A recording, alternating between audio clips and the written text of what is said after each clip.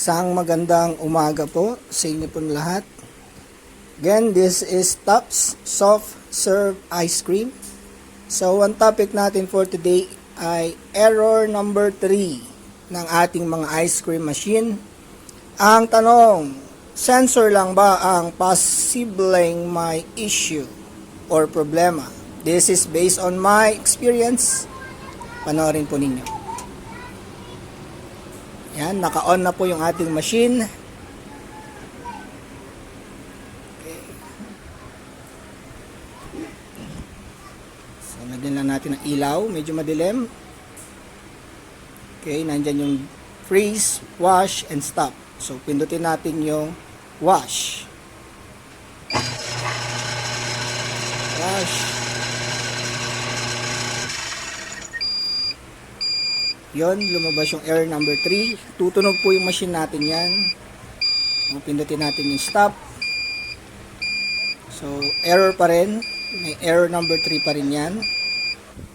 Okay. So, nung chinek namin dito sa loob, yan yung ating worm gear, yung blue, na parang may guwit-guwit. Sa loob po nun, may nakita kaming, ayan, may mga laman sa loob. Ayan, may kita ninyo. Ayan. At this point, nasira na yung kanyang oil seal. Pumasok na po yung ice cream sa loob. Okay? Kaya nasira niya yung ating gear. So, yan yung resulta. Dahil nasira na yung ating gear, yung ating worm gear, hindi na rin yan iikot. Kaya magkakaroon siya ng error number 3. Okay? So, hindi lahat ng issue ng machine natin pag error 3 ay dahil po sa mga sensor natin. So, check po natin maigi. Okay? Yan, kita ninyo may kalawang na. May mga bilog-bilog, parang chocolate. At hindi maganda yung amoy niyan.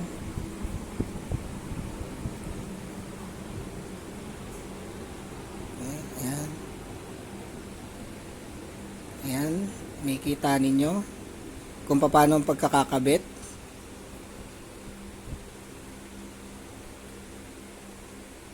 So, dyan malalaman ninyo na hindi lahat ng ating magiging problema ay based on sensor. So, ito yung loob. Ano nyo, parang may champurado na yung loob niyan. Yung nasa dulo po, yung bilog, may kita nyo may pula, may o-ring po yan. At yung itim sa dulo, yan po yung oil seal.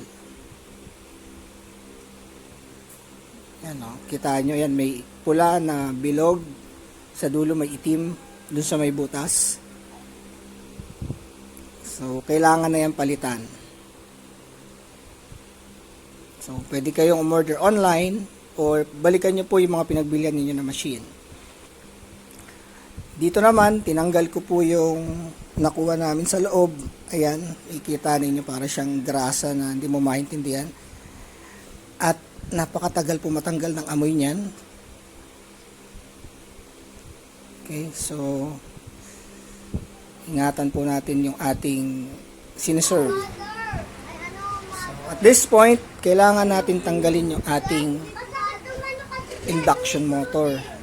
So, bago tayo magtanggal,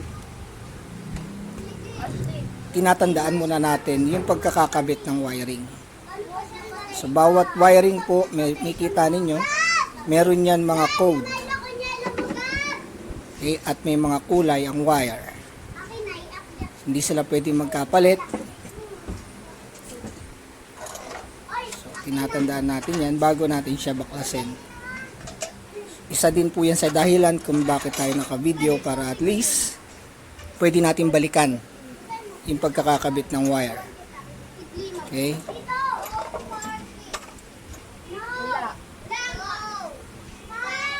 So, ito. Tanggalan natin yung mga tornilyo isa-isa.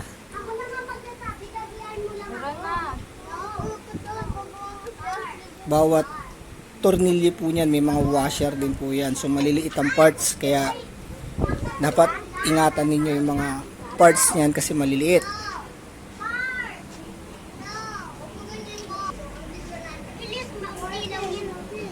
So at this time, medyo tanggal na yung mga mga tornilyo.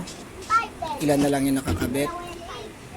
So itong part na to, ayun, nakita natin meron siyang code, yung kulay yellow.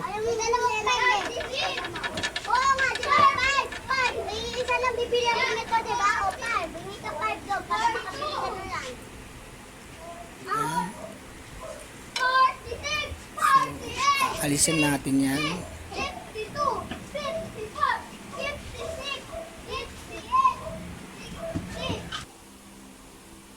At syempre, pag natanggalan natin yon, tatanggalin din natin tong part na to.